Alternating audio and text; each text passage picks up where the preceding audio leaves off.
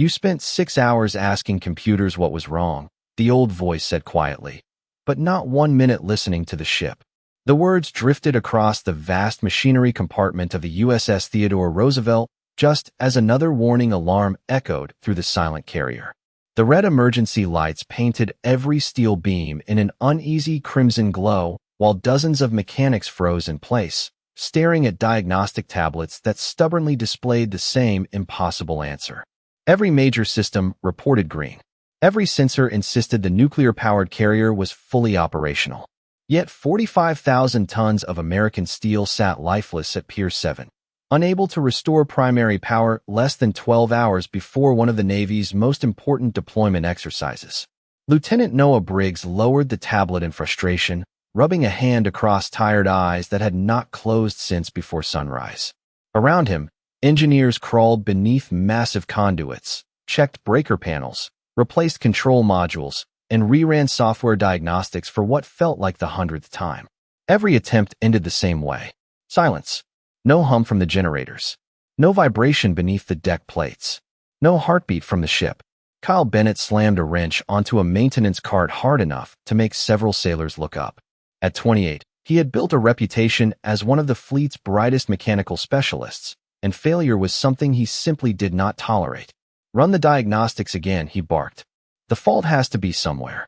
A young mechanic hesitated before answering. "Sir, this is the 9th complete scan. Everything still comes back normal." Kyle let out a sharp laugh, filled more with disbelief than humor. "Then the software is lying." Before anyone could respond, the heavy watertight door slowly opened with a metallic groan. Every conversation faded as an elderly man stepped into the compartment wearing faded denim jeans, worn brown work boots, and an old navy blue jacket whose sleeves had been polished smooth by decades of use. His white hair framed a deeply weathered face that seemed untouched by the tension filling the room. He carried no toolbox, no laptop, no clipboard. Only a small leather satchel darkened by age rested against his side. He paused just inside the doorway, saying nothing. Instead, pale blue eyes slowly traveled across the towering turbines, electrical cabinets, steam lines, and overhead piping with the calm patience of someone greeting an old friend after many years apart. Kyle exchanged an irritated glance with Lieutenant Briggs before walking toward the newcomer. "Maintenance tours are upstairs," he said, folding his arms. "This compartment is restricted." The old man simply continued studying the machinery. Somewhere deep inside the carrier, a relay clicked once before falling silent again. His expression changed almost imperceptibly, as though he had heard something everyone else had missed. Kyle sighed loudly. "Sir, we're trying to bring an aircraft carrier back online. This isn't a museum." The old man finally turned toward him, his voice steady enough to quiet the room without ever rising above a conversation. "No," he replied. "It isn't." Then his eyes drifted back toward the silent engine room. "That's exactly why I'm here." Kyle Bennett stared at the old man for several long seconds before letting out a dry laugh that bounced off the steel walls of the machinery compartment. Several younger mechanics joined him, more from nervous exhaustion than genuine amusement. 6 relentless hours without an answer had worn away everyone's patience. The arrival of an elderly civilian carrying nothing but a weathered leather satchel felt almost insulting after everything they had tried. Kyle shook his head slowly. "Whoever sent you here wasted your time and hours." Lieutenant Noah Briggs shifted uneasily beside him. He had personally escorted the visitor from the security gate after receiving direct instructions from Fleet Command, but even he had expected someone carrying engineering credentials instead of a quiet old sailor dressed like a retired dock worker. "His name is Samuel Carter," Briggs said carefully. "Those were the only details they gave me." Kyle looked the old man up and down. "Former sailor?" Samuel gave a small nod. "Long time ago." Kyle spread both hands toward the maze of machinery surrounding them. Towering electrical switchboards lined one bulkhead, while miles of insulated piping disappeared into the shadows overhead. Portable work lights cast harsh white reflections across polished steel, and dozens of maintenance carts stood abandoned exactly where frustrated technicians had left them. "Then you probably understand this is not a destroyer from the 1970s, Kyle replied. "This carrier runs on systems that require advanced modeling, predictive diagnostics, and software most people have never even heard of." Samuel listened without interruption. His attention never settled on Kyle for more than a moment before drifting back toward the silent machinery. It was as though every faint vibration inside the compartment carried its own story. Somewhere above them, another unsuccessful restart sequence echoed through the hull before fading into silence. No one spoke. They had all memorized that disappointing sound. Kyle noticed Samuel slowly walking toward one of the massive generator housings. He did not touch it. Instead, he stopped several feet away and simply watched. His eyes followed a network of steam lines before shifting toward the overhead cable trays. Then he closed his eyes for a brief moment. One mechanic whispered under his breath, "Is he praying?" Another quietly chuckled. Kyle folded his arms tighter. "Sir, with all due respect, standing there is not going to solve anything." Samuel opened his eyes again. "Maybe not." His voice remained calm. "But rushing has not helped either." The words landed harder than anyone expected. A few mechanics exchanged uncomfortable glances before returning to their tablets. Lieutenant Briggs studied Samuel more closely now. There was no confusion in the old sailor's movements. No hesitation. Every slow step appeared deliberate, as though he already knew exactly where he wanted to look next. Samuel finally stopped beside an aging section of the main power distribution assembly that had survived multiple overhauls across decades of service. He tilted his head slightly, listening with such complete focus that the surrounding conversations seemed to disappear entirely. Kyle watched the silent inspection with growing irritation. The compartment contained more than 5,000 monitored components, hundreds of digital sensors, and enough computing power to track every fluctuation inside the ship. Yet the old sailor had ignored every display screen. He had not asked for maintenance logs. He had not requested schematics. He had not even opened the leather satchel resting against his leg. Instead, he simply listened to a ship that everyone else believed had already said everything it could. Lieutenant Noah Briggs noticed something no one else seemed willing to admit. Samuel Carter was not wandering through the machinery compartment like a curious visitor. Every pause, every glance, every quiet breath appeared measured against memories no digital blueprint could ever record.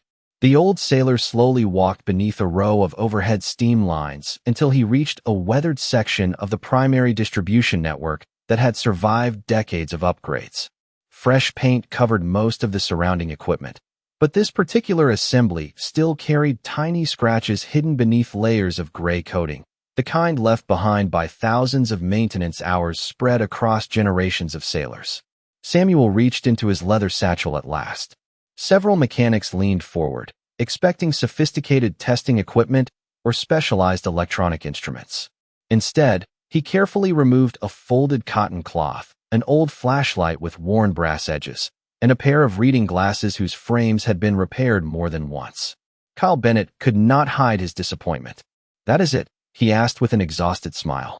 "We have thermal imaging cameras that can detect temperature changes smaller than half a degree. We have acoustic sensors, vibration analysis, and artificial intelligence reviewing every subsystem on this ship. You brought a flashlight." Samuel wiped the lens with the cloth before answering. "The flashlight is only for helping my old eyes." A few mechanics laughed quietly. Kyle shook his head and turned back toward one of the portable diagnostic stations. "Run another synchronization cycle," he ordered. "I want every relay verified." Again, the keyboards began clicking while status bars filled monitors across the compartment. Green indicators continued appearing one after another with almost insulting confidence. Everything remained within operational limits. Everything insisted the carrier should have been alive. Samuel ignored every display. He stepped closer to the aging assembly and aimed the small flashlight along the edge of a heavy steel housing. The narrow beam reflected across rows of bolts polished by decades of vibration. His fingers never touched the equipment. He simply watched the light move across the metal until it stopped near a barely visible seam. His expression remained unchanged, but his breathing slowed almost imperceptibly. The smell of warm machine oil drifted through the compartment, and somewhere far above, gulls cried over the harbor as afternoon sunlight filtered through an open maintenance hatch. For the briefest moment, the engine room around him seemed to disappear. In its place came another memory carried not by sight, but by sound. He could almost hear waves striking a flight deck under heavy weather many years earlier. He remembered generators humming beneath his boots while frightened young sailors searched desperately for answers that manuals could not provide. He remembered an older chief standing beside him saying, "Steel always speaks before it fails. The question is whether anyone still knows how to listen." The memory faded as quickly as it had arrived. Samuel looked once more at the narrow seam before quietly removing his glasses. Behind him, Kyle noticed the old sailor staring at the same location for nearly 30 seconds without moving. "What exactly are you looking at?" he finally asked. Samuel answered without taking his eyes from the machinery.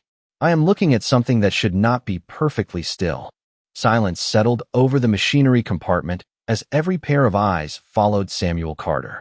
The old sailor remained motionless beside the steel housing, his attention fixed on a seam so narrow that most people would have walked past it without a second glance. Kyle Bennett finally stepped forward, crossing the distance with the impatient confidence of a man who trusted numbers more than instinct. He raised his tablet and compared the digital layout to the equipment standing in front of them. Every reading remained exactly where it should have been. Temperature was stable. Pressure remained within tolerance. Electrical resistance measured perfectly.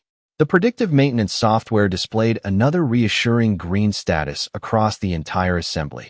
Kyle held the screen toward Samuel. "Look for yourself. There is not a single abnormal value anywhere in this system." Samuel glanced at the display for barely a second before looking back at the machinery. "I believe your instruments," he answered quietly. "I simply do not believe they are asking the right questions." Several mechanics exchanged amused looks. One young technician folded his arms and whispered just loudly enough for the others to hear. Maybe ships talked back in his day. A few restrained laughs drifted through the compartment before disappearing beneath the constant hum of ventilation fans. Lieutenant Noah Briggs did not laugh. The longer he watched Samuel, the more unsettled he became. The old sailor never searched randomly. His eyes moved with quiet certainty from one component to another, as though following a map invisible to everyone else. Samuel slowly crouched beside the lower edge of the assembly. Instead of examining the polished surfaces that had received fresh maintenance, he directed his flashlight toward a narrow space hidden beneath overlapping steel supports where decades of repainting had left uneven layers along the edges. He studied the faint reflection for several moments before standing again. Kyle sighed with growing frustration. "Sir, every inspection team has already checked that area." Samuel nodded politely. "I know. 3 times. Another nod. "I know that too." Kyle spread both hands. "Then what exactly are you expecting to find?" Samuel rested the flashlight inside his satchel without answering immediately. His weathered eyes wandered across the enormous compartment where hundreds of feet of piping stretched overhead like the ribs of a sleeping giant. The carrier felt strangely empty despite the dozens of people surrounding him. There should have been a rhythm beneath their feet. A gentle pulse carried through 45,000 tons of steel. Instead, there was only stillness.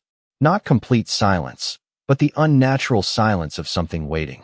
Samuel drew a slow breath filled with the familiar scent of machine oil, warm insulation, and salt drifting in from the harbor. The combination carried him backward through decades of service until memories became almost impossible to separate from the present. Every carrier possessed its own personality. Every engine developed habits. Every vibration carried meaning. Young sailors learned procedures. Experienced sailors learned patterns. The very best eventually learned to recognize the difference between what the gauges reported and what the ship itself was trying to say.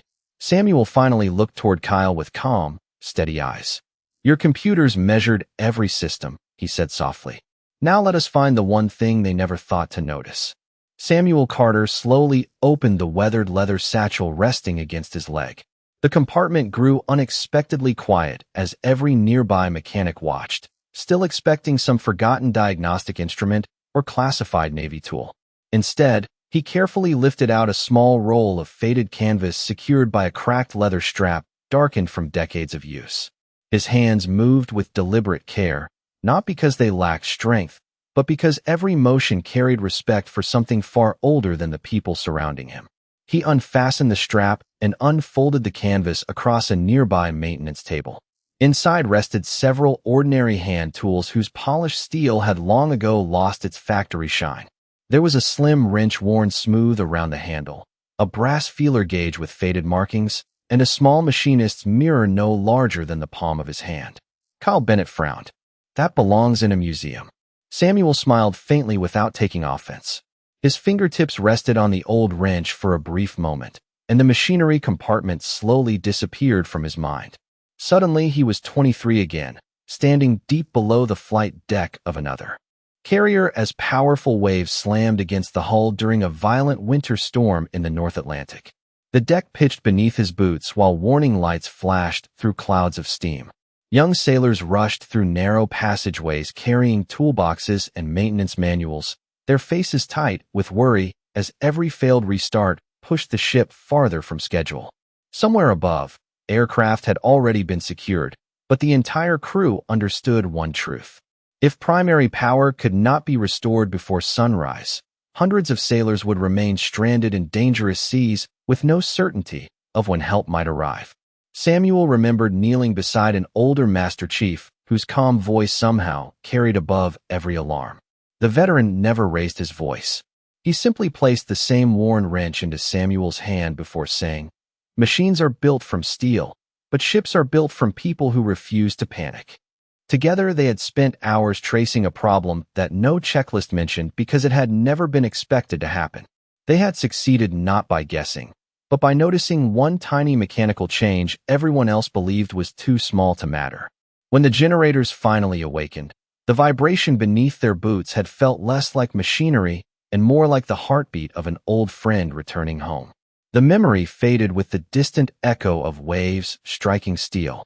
Samuel found himself once again surrounded by bright maintenance lights, silent monitors, and skeptical faces. He gently rolled the tools back into the canvas before picking up the small machinist's mirror. Lieutenant Noah Briggs noticed the engraving scratched into the brass handle. It was not a serial number. It was a simple date followed by 2 words. "Keep listening." Samuel slipped the mirror into his jacket pocket and quietly looked toward the motionless distribution assembly once more. "The lesson was never about the wrench," he said softly. "It was about earning the patience to notice what everyone else believes is impossible to see." Samuel Carter walked back toward the aging distribution assembly without another word.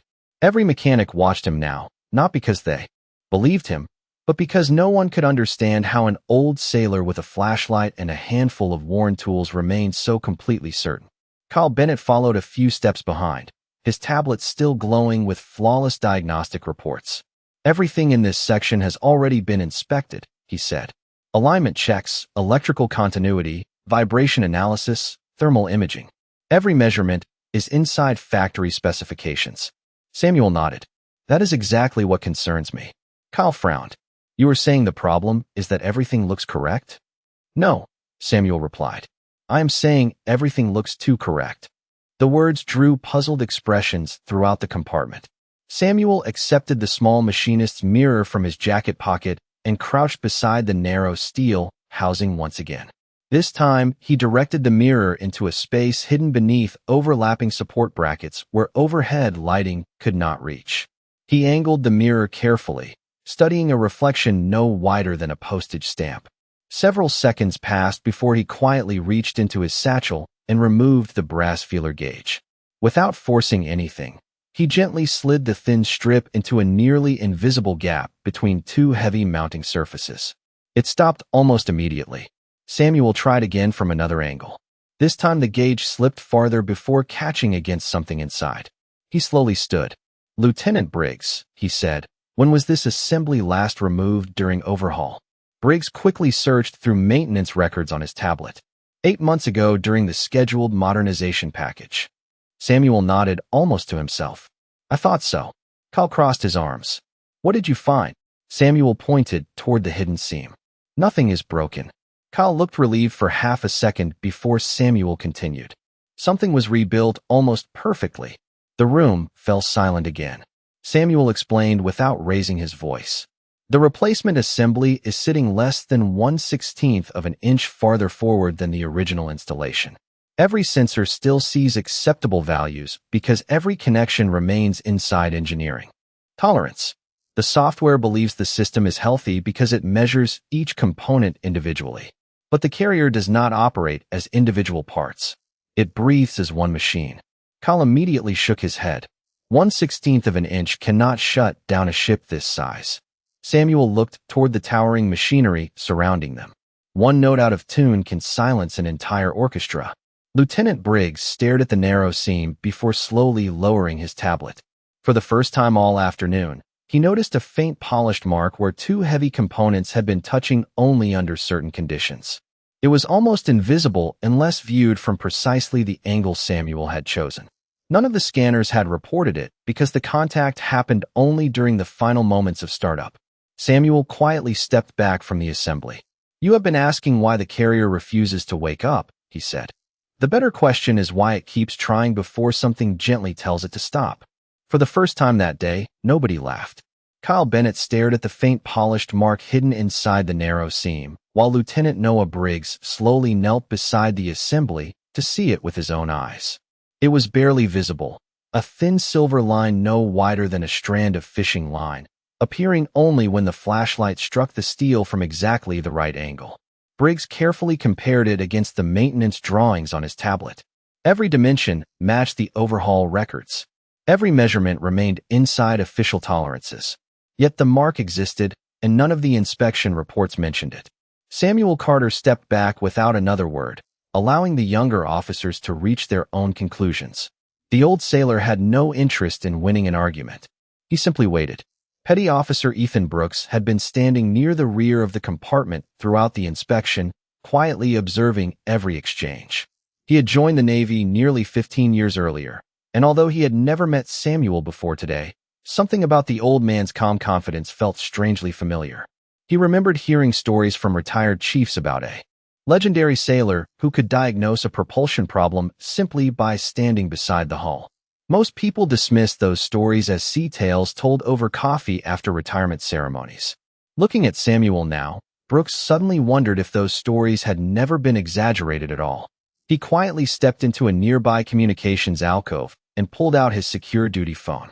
Instead of calling another engineering supervisor, he searched an old internal personnel archive that very few active sailors ever needed to access. His fingers paused over the keyboard before typing two simple words. Samuel Carter. The search returned almost instantly. Instead of an ordinary service record, the screen displayed a restricted access notice requiring command authorization. Brooks frowned. He entered his duty credentials anyway. A moment later, the display changed again. Access denied. Notification forwarded to Fleet Command. Brooks felt his heartbeat quicken. Ordinary retired sailors did not trigger automatic command notifications. Less than 30 seconds later, his phone vibrated with an incoming secure call. The caller identification displayed only one word. Command. Brooks answered immediately. A calm voice spoke without introduction. Petty Officer, confirm the individual beside the primary distribution assembly. Is his name Samuel Carter? Brooks glanced toward the old sailor, who remained quietly studying the machinery while everyone else debated measurements and specifications. Yes, sir, Brooks answered. There was a brief silence on the line before the voice returned, noticeably more urgent than before. Remain where you are. Do not allow Mr. Carter to leave the compartment. Admiral Richard Holloway has been notified and is already on his way. The call ended without another word. Brooks slowly lowered the phone, his thoughts racing faster than the warning lights still flashing overhead. Across the compartment, Kyle continued discussing tolerances with Lieutenant Briggs, completely unaware that somewhere above them a chain of command had just shifted into motion. Samuel looked briefly toward Brooks, offering the smallest hint of a knowing smile before turning his attention back to the silent carrier, as though he had expected this moment long before anyone else realized who he truly was. The machinery compartment remained wrapped in an uneasy silence broken only by the steady whisper of ventilation fans and the distant cry of gulls outside the carrier. Kyle Bennett continued reviewing diagrams with Lieutenant Noah Briggs, determined to prove that every conclusion still favored the engineering reports. Petty Officer Ethan Brooks stood quietly near the communications alcove, the secure phone still resting in his hand after the unexpected call from Fleet Command. Every few moments he glanced toward the hatch leading into the compartment, waiting for something he could not fully explain.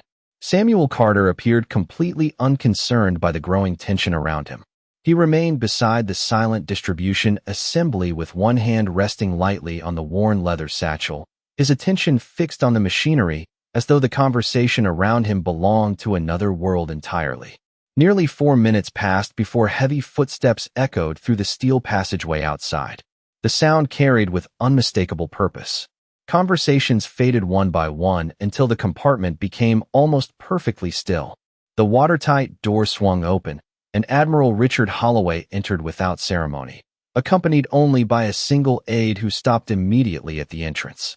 Every sailor in the compartment instinctively straightened. Kyle quickly stepped forward, surprised that a fleet admiral had personally arrived in the engineering spaces over what still appeared to be a maintenance issue. "Admiral," Kyle began, "we have identified a possible alignment concern, but we are still evaluating whether it is operationally significant." Holloway gave no indication that he had heard a single word. His eyes moved across the compartment until they settled on the elderly sailor standing quietly beside the distribution assembly. For several long seconds, neither man spoke. Samuel slowly turned to face him, his expression calm, almost familiar. The Admiral crossed the remaining distance without hesitation. Every mechanic expected questions about diagnostics, schedules, or repair estimates. Instead, Admiral Holloway came to a stop directly in front of Samuel and stood perfectly still. Then, with complete sincerity and without the slightest trace of formality performed for an audience, he extended his hand. "Chief Carter," he said warmly, "it has been far too many years." Samuel accepted the handshake with a gentle smile. "Good to see you again, Admiral." The room seemed to lose all sound. Kyle stared in disbelief. Lieutenant Briggs lowered his tablet without realizing it. Even the youngest mechanics understood immediately that this was not an ordinary reunion between a retired sailor and a senior officer. Holloway looked around the compartment before speaking again. "Everything I know about listening to a carrier before listening to a computer," he said. "I learned from this man when I was an ensign trying far too hard to impress people with equipment instead of experience." No one moved. No one interrupted. The Admiral turned back towards Samuel with unmistakable respect in his voice. "Chief," he said quietly, "the ship is yours. Tell us what she needs, and every resource in this fleet will follow your lead." Admiral Richard Holloway stepped aside without another instruction. The compartment belonged to Samuel Carter now, not because of rank, but because every person present understood they were standing beside someone whose experience had been earned one decision at a time across an entire lifetime. Samuel picked up the brass feeler gauge once more and handed it to Lieutenant Noah Briggs. "Measure the forward edge again," he said calmly. Briggs carefully inserted the thin strip into the hidden gap exactly where Samuel had indicated. This time he looked closer, adjusting the flashlight until the polished contact mark appeared beneath the overlapping steel supports. His eyes widened. "It is moving during startup," he whispered. Samuel nodded. "Only for a fraction of a second. That is all it takes." Kyle Bennett slowly walked beside him, no longer carrying the confidence that had filled the compartment earlier that afternoon. He studied the faintware pattern before quietly asking, "What do we do?" Samuel answered without hesitation. "Release the mounting pressure, move the assembly back exactly where it belongs, then tighten every fastener evenly. Do not force it. Let the machinery settle into its own alignment." The mechanics immediately gathered their tools. Nobody questioned the instructions. Nobody reached for another diagnostic report. Working carefully together, they loosened the mounting hardware, adjusted the assembly by less than 1/16 of an inch, and secured everything exactly as Samuel directed. The entire process required less than 20 minutes. When the final wrench turned, Samuel stepped back and looked toward Admiral Holloway. The Admiral gave a single quiet nod. Lieutenant Briggs activated the startup sequence once again. For a brief moment, nothing happened. Then a deep vibration rolled gently beneath everyone's boots. It was subtle at first, almost like distant thunder traveling through steel. A second later, another system awakened. Indicator lights across the compartment shifted from dark to brilliant green. Far above them, ventilation fans accelerated, electrical panels came alive, and the unmistakable heartbeat of the carrier returned. The enormous ship had not been forced awake. It had simply been allowed to breathe again. No one cheered. The silence carried far more weight than celebration ever could. Kyle slowly turned towards Samuel, his voice quieter than it had been all day. "Chief Carter, I owe you an apology. I spent the entire morning trusting my equipment more than the people who came before me." Samuel smiled with the same quiet kindness he had shown from the moment he entered the compartment. "Never stop trusting your equipment," he replied. "Just remember who taught the equipment what to measure." Admiral Holloway looked across the gathered sailors before speaking one final time. "Every system aboard this carrier will eventually be replaced. Every computer will become outdated. But wisdom only grows more valuable when someone is willing to listen." As Samuel picked up the worn leather satchel and walked slowly toward the exit, every mechanic, every sailor, every officer instinctively stepped aside to clear his path. No order had been given. None was needed. Respect had arrived in complete silence, carried not by medals, titles, or speeches, but by the quiet certainty of a man who had spent a lifetime listening when everyone else was only looking.